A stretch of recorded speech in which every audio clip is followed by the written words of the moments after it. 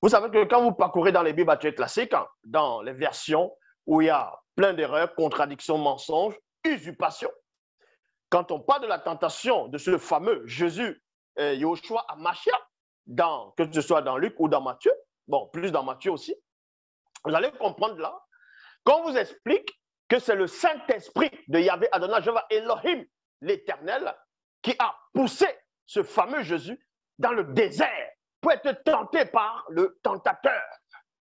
Or, quand vous lisez dans le livre de Jacques, c'est-à-dire l'épître de Jacques, on vous apprend que Dieu ne tente personne. Il ne met personne à l'épreuve.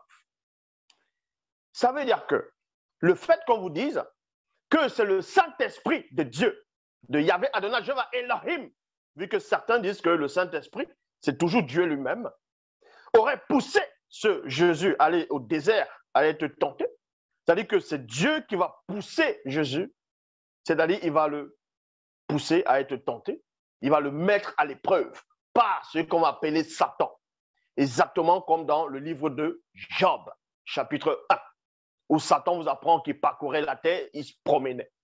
Et à un moment donné, il va rencontrer Yahvé Adonai, Jéhovah Elohim, l'Éternel. Ils vont discuter, il va avoir une discussion mystique.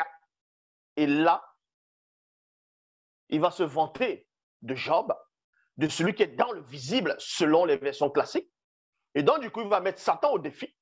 Et Satan va relever le défi pour montrer qu'il pourra retourner Job contre Yahvé.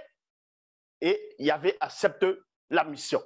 Et c'est la même chose qu'on voit dans ce qu'eux vont appeler le Nouveau Testament, où l'Esprit de Dieu, l'Esprit de Jéhovah, de Yahvé Adonai, Elohim, va pousser Jésus au désert, afin que Satan puisse le tenter.